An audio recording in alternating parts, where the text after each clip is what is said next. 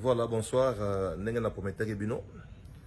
Na uti kinga boatia wana ma campagne ko mona ndeko nanga Bubula Yondela. Na makambo eleki oyo ndeko na biso photo lobalika lite ya kanda afinga ki na taliba image wa ma ezama watro. Faut pas que ba réseaux sociaux et puis ça rabiso privilège to courage ya kofinga rabato gratuitement. Na ina sengi vraiment pardon na ndeko nangai. C'est un ami, c'est un frère il y a longue date.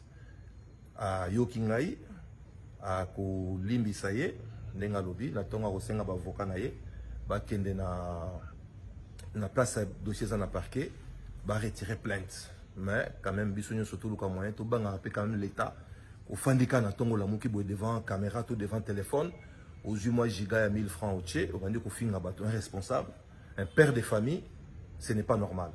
Donc, je vraiment merci de vous avoir dit que vous avez dit que vous avez un service. Au fond, une fois de plus, porte pour nous service. Vraiment, je remercie na combo ya bande kono sur internet basenga inga bato apoto bato kinchasa ba kinonyo so ba congolais so ba linga rapé leki na biso wana nango na yeki vraiment ko sengo pardon. Non, il y a pas de problème, c'est notre jeune frère. Nous sommes déplacés dans le petit par non, ça ne va droit au cœur. Il faut que tu aies accompagné.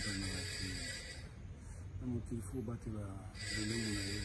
Avant que il faut résumer plusieurs fois. Je ne sais pas peut-être c'est la jeunesse, mais bon. Au fond, je n'ai pas de problème. Dès que vous soyez bon, l'autre est déjà dans le bas. Ça là-bas, formalité, c'est la justice qui prime. C'est-à-dire que la justice qui peut décider. Je peux retirer ma plainte, mais bon, la justice va continuer, le ministère public va continuer. Comme ça, il y a un peu de problème dans le Congo, donc on a que justice est allée. C'est vrai. Voilà. Les gens ont laissé au Bouyamoké. C'est un devoir patriotique, c'est-à-dire que quand on a ça, on a bon moment, l'État n'est pas besoin de ça, il a été. Très bien. Voilà. On va s'agir sur notre problème qui est en mais au fond, il n'y a pas de problème. Nous, vraiment merci beaucoup, mon frère. Il n'y a pas de problème. Il n'y a pas de problème. Merci, Ndegula. Merci beaucoup. Bonne soirée. Merci beaucoup. Merci. Voilà, bonsoir. Ndenge na prometaki bino. Na uti kinga boatia wana ma campagne ko mona ndeko nanga Bubula Yondela. Na makambo eleki oyo ndeko na biso photo lobalika lite ya kanda afinga ki na taliba image wa ma ezama watro. Faut pas que les réseaux sociaux et puis ça rabiso privilège to courage ya kofinga rabato gratuitement. Na ina sengi vraiment pardon na ndeko nangai. C'est un ami, c'est un frère il y a longue date. A yokingai a ko limbi saye ndenga lobi na tonga ko senga ba avocat na ye ba kende na place dossier za na parquet ba retirer plainte mais quand même bisonyo surtout le moyen to banga rappeler quand même l'état au fandika na tongo la muki boy devant caméra tout devant téléphone aux mois giga ya 1000 francs au tché au bandi ko finga bato un responsable un père de famille ce n'est pas normal. Donc na sengi vraiment merci ndeko nanga ndengo ya mbinga na erreur pana on a dit que zanda ko nanga na yaka nanga mais na erreur na yeka mpo na ko sengo service au fond une fois de plus porte na yo pour na sengo service wana vraiment na remercie na combo ya bande kono sur internet basenga inga bato apoto bato kinchasa ba kinonyo so ba congolais so ba linga rapé leki na biso wana nango na yeki vraiment ko sengo pardon. Non, il n'y a pas de problème, c'est notre jeune frère.